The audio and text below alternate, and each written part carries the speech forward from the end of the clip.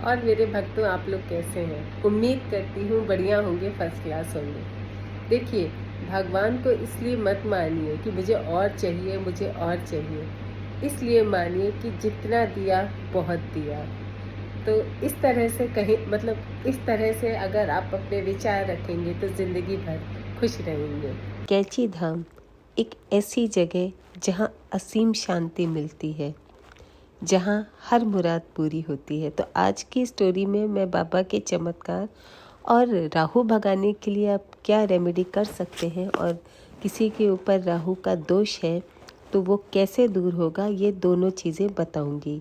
तो चलिए बाबा का चमत्कार बताती हूँ। बहुत ही इंटरेस्टिंग है कि बाबा जी देखिए फेमस थे एक से दो जगह होने के लिए, तो उसी से जुड़ा ये चमत्कार है और बहुत इंटरेस्टिंग है। आपको भी सुनकर के मज़ा आएगा अगर आप बाबा के रियल भक्त हैं। तो नैनीताल के एक भक्त को लंबे समय के लिए मतलब व्यापार के बिजनेस के सिलसिले में बाहर जाना था। वह जाने से पूर्व जो है मतलब जाने के पहले महाराज जी के दर्शन करना चाह रहा था।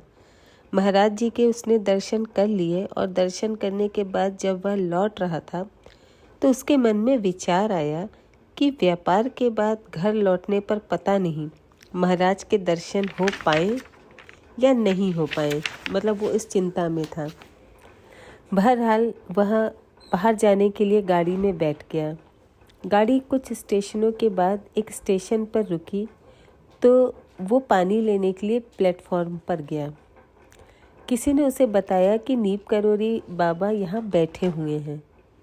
वो जो भक्त है वो आश्चर्य में पड़ गया।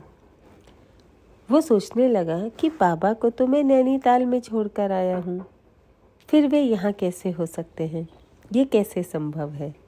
पर आप सब जानते हैं बाबा क्या क्या चमत्कार करते हैं, कैसे चमत्कार करते हैं। यही सोचता हुआ जब वो प्लेटफॉर्म पे गया तो उसने देखा कि बाबा प्लेटफॉर्म में वहाँ पर सचमुच बैठे हुए हैं और भक्तों से घिरे हुए हैं। उसने महाराज जी के चरण स्पर्श किए, कुछ अन्य भक्तों से बातें भी की और फिर महाराज जी ने कहा, जल्दी से जाओ अपनी गाड़ी पकड़ो, नहीं तो गाड़ी चल देगी, वह छूटने ही वाली है।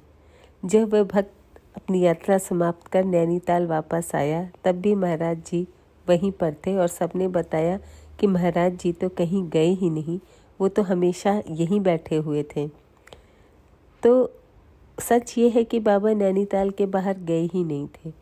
तो ये बाबा कहते हैं ना कि वो एक साथ दो जगह मतलब कितनी भी जगह हो सकते थे, दो जगह तो बहुत कम है, एक साथ कई जगह हो सकते थे।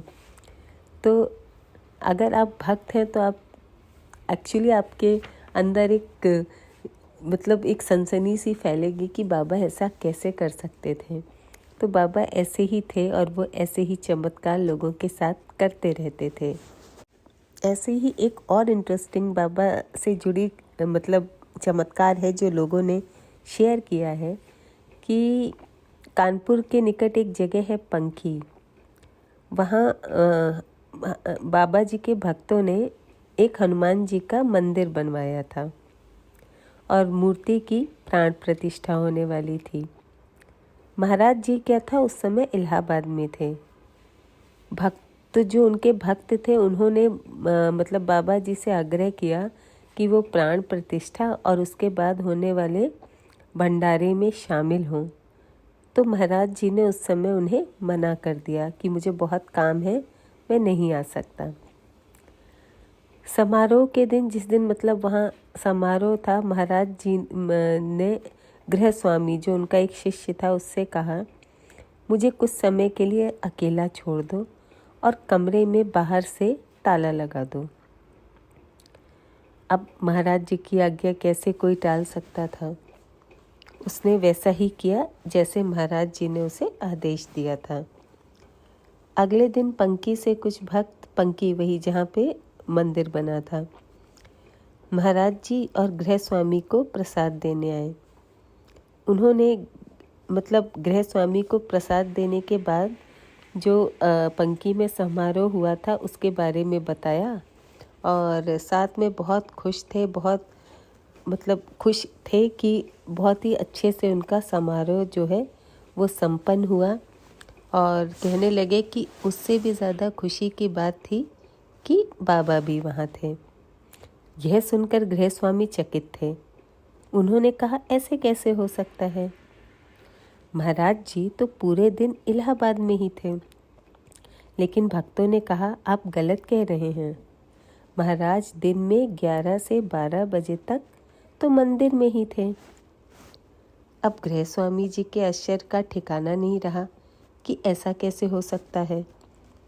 पर सबके मुंह से अचानक से निकला, अपरंपार है प्रभु की लीला। तो सच में महाराज जी की लीला अपरंपार है। तभी तो बड़े से बड़े और छोटे से छोटे, देश हो या विदेश हो, बाबा के हजारों या करोड़ों की संख्या में भक्त हैं जो उनको दिल से बहुत मानते हैं। बड़े से बड़ा सेलिब्रिटी हो चाहे छोटे से छोटा आदमी हो, सब बाबा के भक्त हैं। और बाबा की लीला है ही ऐसी अपरंपार। जिसको भी बाबा का साथ मिला वह इंसान कहाँ से कहाँ पहुँच गया। और सबसे अच्छी बात, बहुत सरल स्वभाव के थे। कभी कभी गुस्सा हो जाते थे, लेकिन वो भी क्षण भर का था और वो भी किसी रीज़न से होते थे। ऐसा नहीं है बेवजह वो कभी भी गुस्सा नहीं होते थे। तो ऐसे थे हमारे बाबा, ऐसी थी उनकी शक्ति। किस पर कृपा बरसानी है बाबा पहले ही तय कर लेते हैं। और अभी भी बाबा की कृपा लोगों पे बेशुमार बरसती है। बस कंडीशन ये है कि बाबा की पूजा दिल से करिए। और बाबा को राम का नाम लेना बहुत पसंद था, क्योंकि हनुमान जी भी तो अपनी पूजा से ज़्यादा राम जी का नाम सुन कर के खुश होते थे। इसीलिए हर पूजा में जो भी हनुमान जी की पूजा हो, सुंदर कांड हो, उसमें पहले राम जी का नाम ज़रूर लिया जाता है। क्योंकि हनुमान जी की पूजा, बाबा की पूजा कभी सफल नहीं होगी अगर उसमें हनुमान जी का नाम, राम जी का नाम ना आए। तो आप लोग भी जब भी हनुमान चालीसा का पाठ करें, कम से कम 108 बार पहले जय श्री राम का पाठ ज़रूर करें। अगर आपको बाबा की भक्ति चाहिए, हनुमान जी की भक्ति चाहिए, तो ये करना आवश्यक है। तभी आपको उनकी ब्लेसिंग्स मिलेगी। और कोई भी आपकी इच्छा हो, जैसे कहते हैं ना कि कुछ इच्छा है, नौकरी नहीं लग रही, जॉब नहीं लग रही, फैमिली प्रॉब्लम है, मतलब हेल्थ प्रॉब्लम है, कैसी भी प्रॉब्लम है, बाबा के आगे बैठ जाइए। आप देखिएगा थोड़े दिनों में वो प्रॉब्लम आपकी सॉल्व हो जाएगी। ये 100% गारंटी है। और जैसा कि मैंने आपके साथ स्टोरी शेयर की थी कि कैसे मेरी एक दोस्त ने अपने घर में बाबा की फ़ोटो लगाई और मात्र 15 दिन में उसकी किस्मत ऐसी चमकी कि आप बिलीव नहीं करेंगे। नौकरी नहीं थी, पैसे नहीं थे, और 15 दिन के अंदर उसने मकान भी खरीदा, उसके हस्बैंड की नौकरी भी लग गई और नौकरी भी ऐसी लगी कि उससे कहीं बेहतर। चलिए, बाबा के चमत्कार अनगिनत हैं। हम सुनाते थक जाएंगे और आप सुनते थक जाएंगे। और जैसा कि मैंने कहा था कि आज मैं बात करती हूँ कि किसी के ऊपर अगर राहु की दशा चल रही है। देखिए, राहु को एक छाया ग्रह माना गया है और उसकी स्थिति के हिसाब से ही, मतलब वो जैसा रिएक्ट करता है उसके हिसाब से ही आपके जीवन पर उसका प्रभाव पड़ता है। तो वो एक छाया ग्रह है। तो कहते हैं ना कि राहु की छाया से कैसे बचा जाए। एक तो जो मैं हमेशा से कहती हूँ कि नाम जप तो एक ऐसा उपाय है, और हनुमान चालीसा और हनुमान जी के बहुत पावरफुल मंत्र हैं जिनसे राहु का बचाव किया जा सकता है। और सब राहु जितने भी ग्रह थे वो सब हनुमान जी के अधीन थे।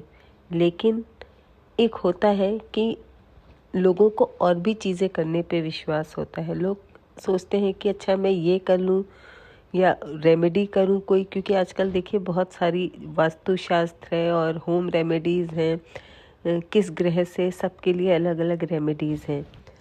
तो मेरा पहली प्रायोरिटी होती है कि आप हनुमान चालीसा पढ़ें और हनुमान जी का नाम जप करें, श्री राम का जप करें। आपको कोई भी किसी चीज़ में बाधा नहीं होगी। लेकिन अगर आप रेमेडी करना चाहते हैं और चाहते हैं कि जल्द से जल्द आपको राहु से छुटकारा मिले, तो एक बहुत आसान सी आपको रेमेडी बताती हूँ। आपको 5 लौंग लेनी है, 5 कपूर लेना है, खड़ा नमक लेना है, 1 पीस बड़ा, 1 फिटकरी लेनी है और इन सब को आपको अपने बाथरूम में, जो भी आपके घर में जितने भी बाथरूम है, शनिवार को रखना है और शनिवार को ही उसे चेंज करना है। ये राहु को भगाने की बहुत पावरफुल रेमेडी है, क्योंकि राहु से आपको नुकसान हो सकता है। नुकसान इन द सेंस, जैसे आपकी नौकरी जा सकती है, आपका स्थान परिवर्तन हो सकता है, आपको हेल्थ से रिलेटेड थोड़े बहुत इश्यूज़ हो सकते हैं और सबसे ज़्यादा ये ग्रह जो है पैसा छीनता भी है और पैसा देता भी है, दोनों चीज़ें होती हैं। राहु से भर भर के पैसा आता भी है और उल्टा, और अगर एडवर्स इफ़ेक्ट हो तो पैसा जाता भी है।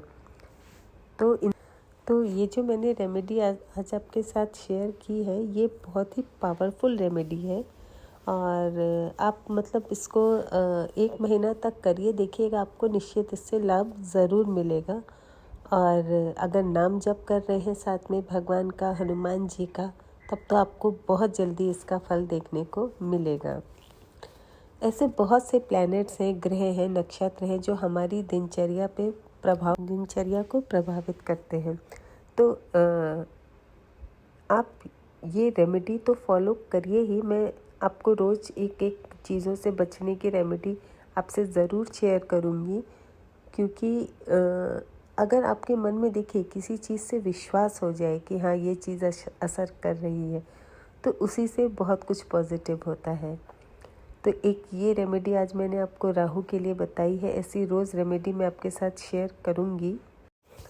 और हाँ, आप लोग मुझे ज़रूर बताया करिए कि आपको मेरे वीडियोस कैसे लगते हैं।